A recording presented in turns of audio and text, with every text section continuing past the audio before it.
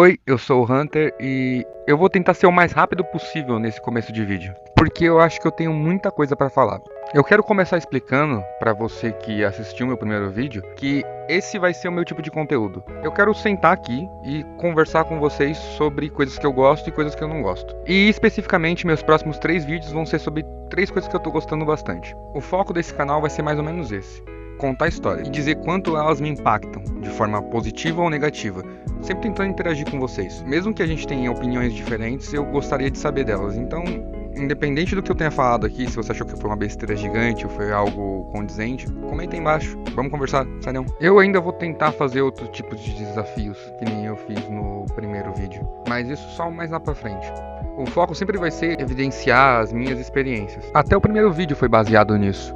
Mesmo que eu tivesse um pretexto ali de um desafio para cumprir, eu passei mais tempo conversando sobre como foi o desafio, não sobre o que eu fiz. E hoje eu desci aqui para conversar sobre uma das paradas mais importantes para mim, pelo menos nesses últimos 2 anos: o RPG Ordem Paranormal. E como ele se transformou para mim de um conteúdo que eu achava chato e confuso para meu conteúdo de entretenimento favorito, pelo menos nos últimos anos. E de quebra, conversar um pouco sobre RPG também. E como o RPG ele impacta minha vida e também um pouco da pessoa que eu sou hoje em dia. Mas para explicar isso direito, a gente vai ter que voltar uns 10 anos no passado. O ano era 2011 e eu mal tinha internet. Nessa época os smartphones eram extremamente caros. E a forma de eu utilizar a internet nessa época era ir na casa do meu melhor amigo. E foi mais ou menos nessa época que eu conheci o YouTube. E junto com o YouTube eu conheci o Jovem Nerd, especificamente no Nerd Player de número 50. Os irmãos desse meu amigo já acompanhavam o Nerd Player há algum tempo e acabaram conhecendo o Nerdcast subsequentemente e me incentivaram a escutar. Então aí eu tive meu primeiro contato com o podcast. E em meio a várias conversas engraçadas e casuais sobre vivências dos participantes do Jovem Nerd, barra algumas séries, filmes, HQs e outro tipo de mídia que eles pegavam para dar a opinião deles, eles sempre citavam um assunto que eu não fazia ideia o que era, que é esse tal de RPG. Até que um dia, curioso como eu sou, eu fui pesquisar esse tal do RPG. Não no Google, no site do Jovem Nerd mesmo. E tirando 1 ou 2 podcasts que eles tinham lançado sobre regras e coisas que acontecem no RPG, eu me deparei com um tal de Crônicas de Gannor, que despretensiosamente eu baixei, coloquei no meu Nokia antiguinho, peguei aqueles meus fones de R$1,99 e voltei para minha casa escutando.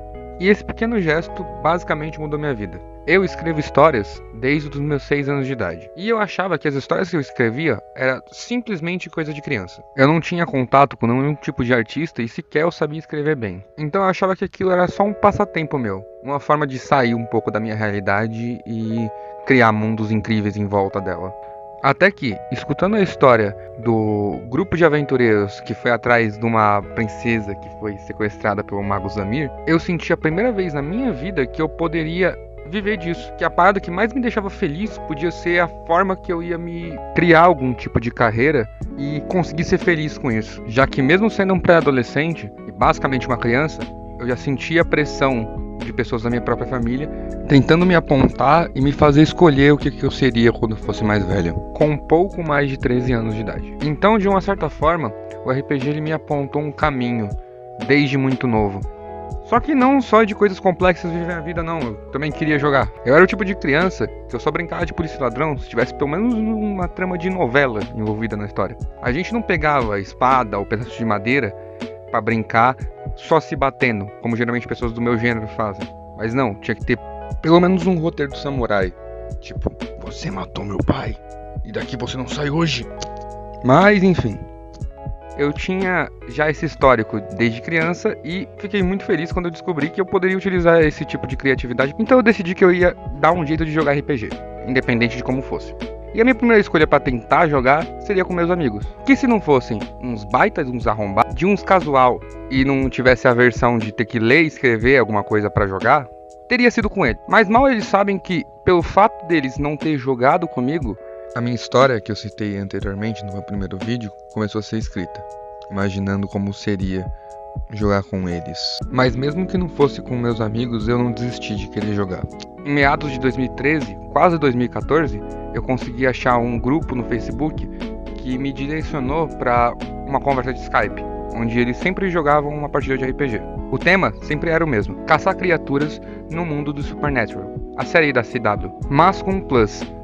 Os personagens não poderiam revelar seus nomes para os outros personagens. A gente utilizava cores para se referir uns aos outros, já que quando um dos players morria, outro aparecia e adotava sua cor. Então foi lá que eu consegui esse meu apelido, Black Hunter, que eu uso pra vida inteira. A gente jogou 3 campanhas, mais ou menos se passando entre 6 meses, eu com 3 Black Hunters diferentes. E eu agora que já tinha experimentado tanto o RPG do Jovem Nerd e me apaixonado por ele, tanto quanto jogado e me apaixonado pelo personagem que eu tinha criado, fiquei extremamente carente de vivenciar esse tipo de experiência novamente. Procurei outros grupos, mas nenhum deles era sério como aquele que eu tinha jogado. Meus amigos continuavam sendo uns desinteressados, e quanto mais o tempo passava, mais longe eu ficava de ter realmente uma experiência de RPG completa. Até que 2020 chegou, a pandemia também chegou e junto com ela muito tempo livre. Eu fiquei em casa praticamente o ano inteiro. E me manter ocupado se tornou minha prioridade. E foi um dos motivos que eu comecei a desenhar, que eu conto no vídeo anterior. A propósito, se você não assistiu, assiste lá. Mas voltando, eu usei a pandemia para me atualizar em tudo que eu queria. E ainda sobrou muito tempo. O tédio reinava de uma forma inacreditável. E, moscando na homepage do YouTube, eu acabei encontrando um tal de Segredo da Floresta, que era um RPG do Selbit, um dos poucos youtubers que eu acompanhava desde criança, que naquela quinta-feira tinha acabado de lançar o seu 3º episódio. Mas, como eu não tinha como começar do 3º, eu fui pro primeiro que ele tinha lançado.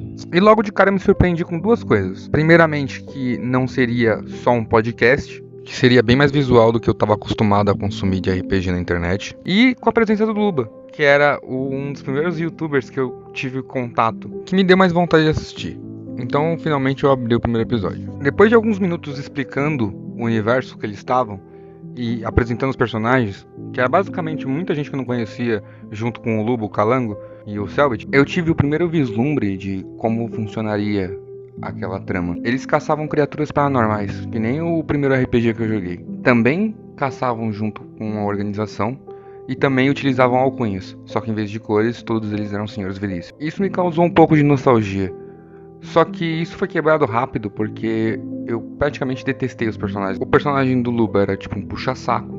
O personagem da Gabi era extremamente arrogante, chato, antipático. Odiava no começo. O Luiz tentava ser engraçado, mas o sotaque dele me irritava. O Hakim é o único personagem gostável, pelo menos do começo, que era o único que tentava fazer um deixa disso. Aqui o grupo mal se conhecia, mas já começou sendo antipático uns com os outros. E eu não gostei do César por, sei lá, os primeiros 40 minutos, até que ele falou isso aqui. Dá uma olhada. Eu escuto essa voz, eu viro pro meu pai e falo assim: nossa, Christopher, olha só. Ele falou igualzinho o Alex. Que Alex? Que Alex? Aí eu Que tiro, Alex tá falando? aí eu tiro meu smartphone do bolso e dou play num áudio. É aquele que colou teu cu com durex. Gente! Aí eu virei César Stan até o final. Mas brincadeiras à parte, eu comecei assistindo e não tava gostando muito do produto que eu tava consumindo. Mal eu sabia que essa seria a melhor e a definitiva experiência de RPG que eu já tive o prazer de acompanhar. A palavra-chave do RPG é gradual. Um projeto com muita gente competente que inicialmente não parecia querer a grandeza, mas já estava fadado a ela. Eu apaguei esse vídeo, refiz ele algumas vezes. A propósito, eu tô fazendo ele até um pouco atrasado, eu devia estar correndo um pouco mais rápido, porque às vezes eu acho que eu não consigo expressar, eu não consigo fazer jus quanto essa experiência tá sendo e foi muito boa para mim. Por isso que eu acho que destacar a grandeza, destacar pontos dos jogadores, destacar pontos do roteiro seria a forma mais condizente que eu conseguiria de realmente fazer uma espécie de homenagem para isso, que está sendo realmente importante para mim. Inicialmente eu ia apontar o ponto que me fisgou dentro da história, mas não existe isso. Foi gradual, tudo foi. Porque mesmo que toda vez que eu force a minha cabeça sempre aparece 2 momentos específicos, foi no Sovaco Seco, no primeiro episódio, que eu conheci realmente o que era RPG. Foram simplesmente momentos de interação entre os players, que quebrou um pouco da antipatia que começou o episódio. Os jogos contra os Gaudélios foi uma parte que me prendeu bastante. Porque, tipo, eu conhecia RPG pelas histórias, não tanto pela interação que o grupo que o Cellbit montou sabe fazer de maneira magistral. Esses momentos mais humanos, que geralmente faltavam nos outros RPGs que eu acompanhava e no que eu joguei, criando assim um pouco mais de familiaridade com todos eles. Acompanhando eles se divertindo, você sente muito mais quando algo acontece com eles. E olhando em retrospecto, hoje eu consigo entender como Ordem se tornou a experiência que eu sempre almejei de RPG. Porque todas as experiências que eu já tinha vivenciado focavam muito mais na história. Os personagens eram só artifícios para contar ela. Já o Ordem tem uma história refinada e extremamente complicada. Porém, ela só serve de pretexto para juntar aquelas pessoas no contexto de jogar o RPG. O objetivo ali sempre foi se divertir. E o amor pelo projeto fez que todo mundo ali se dedicasse o máximo para aquilo se tornar muito grande e incrível. Por isso que eu acho que tem muita gente que confunde o Ordem com uma série, exigindo nada menos do que as melhores atitudes possíveis vindas dos players, como se aquilo tudo fosse roteirizado. E por ver cutscenes e ilustrações incríveis, acredita que está consumindo algum conteúdo da Netflix. Quando o intuito sempre foi e sempre vai ser um grupo de amigos se juntando para se divertir com RPG. Como a cereja no bolo que é essa história incrível. História é essa que nos leva para um sanatório no segundo episódio, com segredos que não foram resolvidos até hoje. E no terceiro, o fatídico episódio que me apresentou a série, a gente tem a nossa primeira morte de player no Segredo na Floresta. Ele tá em cima, ele tá em cima do casulo, de cara pra bunda, ele tá olhando pra baixo de água, ele enfiou a mão. E aí quando ele pegou o moletom, ele colocou a outra agora. E ele tá se puxando pra dentro. Ok. E as aranhas. A primeira. 5. Meu Deus. Mais quantas? Mais 3 aranhas começam a cair em cima do Chris. Não tem como, não existe o espaço. E começam a devorar o Chris pedacinho por pedacinho. Elas pegam a cicatriz dele, arrancam o olho, arrancam um pedaço do queixo. O braço dele começa a despedaçar e sai fora. A perna dele começa a quase sair. E ele agora é só um pedaço de carne em cima, sendo devorado por todas essas aranhas. Você tá morto, Chris.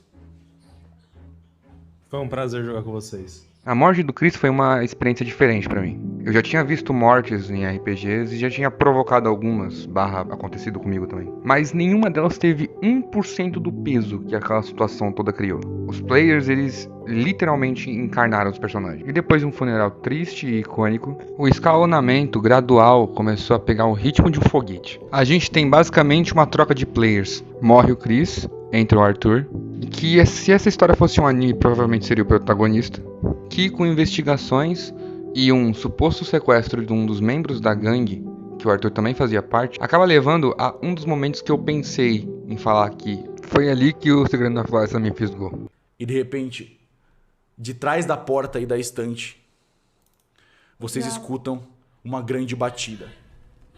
Pum! A estante cai com tudo no chão junto com a porta. E no meio da névoa, vocês veem uma silhueta preta, masculina, magra e bem muscular, caminhando lentamente. Quando o rosto se revela, vocês veem que o que é na cara dele é só uma caveira, do que restou de uma caveira humana podre nos últimos estágios de decomposição. Ela é podre, é amarronzada, ela é repulsiva. Surgindo de trás desse crânio quebrado, tem aquele lodo preto vazando. E ele desce se entrelaçando em si, formando vários tendões. E formando a anatomia muscular humana. Sabe aquela anatomia muscular exposta que a gente vê em livros? Só que ela é toda preta e com um osso um pouco mais acinzentado. E no lugar do material de carne é todo aquele lodo preto. Ele tem no crânio, no meio da testa, o símbolo vermelho brilhando. Ele foi a primeira coisa que vocês viram. Vocês veem ele caminhando elegantemente. Ele não parece ser bestial igual as outras criaturas que vocês viram até agora. Ele parece ter até uma arrogância no caminhar dele. É como se nessa sala só tivessem vermes perante o que ele é. O olhar vazio dele, quando vocês olham pra trás nesse susto, é como se todo o sentimento de esperança que vocês já tiveram alguma vez na vida acabou de desaparecer. Vocês vão todos morrer. Vocês acabaram de encontrar a morte de vocês. Vocês têm que concordar comigo, mano. A gente já viu uns 15 mil carniçal nessas ideias aí. E nenhum deles tem um molho que nem o carniçal do Virgulino tem não, velho. O bicho chega arrogante, mandando o nego dar tiro na cara do próprio amigo. mata os Galdério tudo, deixa uma cicatriz na cara do Arthur. Isso é um bagulho que com certeza eu não tava esperando. Sem sombra de dúvida. Depois daquele momento, mesmo já gostando da história, eu dei meu onzinho ali e falei, filho, me leva pra onde você quiser. Sem contar a trilha sonora, que pelo amor de Deus, que bagulho icônico, velho. Cara, eu sou apaixonado pelas músicas do Ordem, de verdade. Só que essa primeira provavelmente foi a que mais me impactou. Quer dizer, até ele chegar. Mas a história vai avançando e a gente acaba chegando em Santo Berço. Que pra mim, no momento que aconteceu, foi um dos negócios mais confusos de todos. Eu achava que Santo Berço era, sei lá, velho, algum lugar onde já tá lotado de bicho. Eu nunca achei que ia ser tipo uns elfos cinza do Skyrim, numa vila medieval que comia manteiga na manteiga. E sem dar muito tempo pra gente digerir toda a situação, a gente já tem o episódio do hotel, que é o meu segundo episódio favorito da temporada. Deixam muito o Joey brilhar nesse episódio, e eu fiquei muito feliz com isso. Poucos episódios depois a gente já tem o episódio da mina. Um episódio onde o Arthur perde o braço e a gente buga cada vez mais. Então eles passaram pelo labirinto, depois de toda a situação com o porteiro e o minerador. E depois de um episódio de flashback, serviu pra contar a verdadeira identidade do ferreiro. Depois de alguns embates, eles derrotaram o ferreiro sem muita dificuldade. Então naquela situação onde tudo parecia ganho, eles perceberam uma coisa, que o Santo Berço não tava com medo de vocês. Ele não tava fugindo. Ele tava mudando. A caverna toda parece rastejar para um certo local. Um espaço logo ao lado de vocês. Um espaço onde um corpo tá deitado. O corpo que um dia pertenceu ao ferreiro. O lodo escorre para cima, subindo pelos dedos e entrando nas feridas de queimadura dos braços enormes dele, que começam a se mover, empurrando ele para cima. O lodo subindo pelas pernas flui pro interior da armadura, escoando por todas as frestas laterais do peitoral. Ele parece buscar alguma coisa dentro da armadura. E então, com uma enorme mão preta, ele remove a armadura, revelando o símbolo grande vermelho brilhando no peito.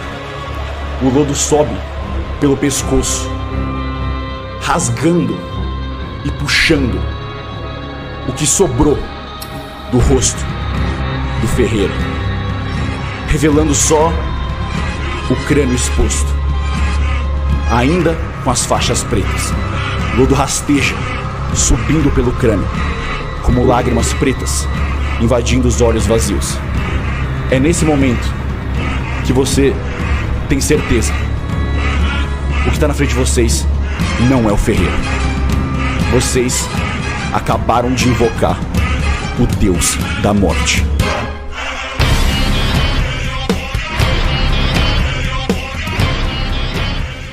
E com o lodo invadindo a live stream, eu sentindo algo parecido com o que eu senti assistindo Guerra Infinita, e os players todos com cara de fudeu, a gente é apresentado pro MVP dos monstros do Ordem inteiro. E quem não concorda tá errado. Minha opinião é a única que vale. E depois de travar nariz e criar a maior piada do fandom, o Thiago se sacrifica para matar ele. E assim, o Santo Berço pegando fogo e com outra cena de enterro, uma das melhores experiências que eu já tive o prazer de ter, acabou. Meses depois, a desconjuração chegou, e não foi a mesma experiência pra mim. Olhando em retrospecto e vendo o saldo final, realmente ficou positivo. Foi uma temporada focada, única e exclusivamente para expandir a lore, e para colocar as peças no tabuleiro para a batalha final. Mas eu vou pular a desconjuração inteira por dois motivos. Um deles é que eu ainda tenho vontade de fazer aqui no canal um resumo completo de todo o Ordem, para incentivar pessoas novas a começar a assistir, e para incentivar pessoas que desistiram no meio do caminho a voltar a assistir. O outro é que eu acredito que esse vídeo está ficando muito grande. E mesmo tão grande quanto ele está sendo, eu ainda não acredito que eu estou fazendo jus ao quanto essa obra está sendo maravilhosa para mim. Eu vou me esforçar ao máximo para tentar alcançar esse nível nos próximos vídeos que forem envolvidos sobre o Ordem. O ponto é que, avançando muito no tempo, para o último episódio que foi lançado, o Joey morreu. E com isso, veio uma live do Luba contando alguns detalhes sobre ele. E um dos motivos que me motivou a fazer esse vídeo foi essa frase específica dele. Um dos tópicos que prepararam aqui pra eu falar. Eu vou falar bem a real. O sentimento foi... eu fiz um negócio muito foda. Eu fiz um negócio foda pra caralho. mas eu vou fazer outras coisas fodas também. Eu acho que foi do jeito que tinha que ser. Esse foi o sentimento. Eu não fiquei... E cara, como um cara que começou a assistir live por causa do Segredo na Floresta, tornou isso a prioridade do seu sábado, e tem esse histórico que eu deixei bem contextualizado pra vocês com RPG, eu fico muito feliz em ver como o estudo tá caminhando, como o estudo tá evoluindo.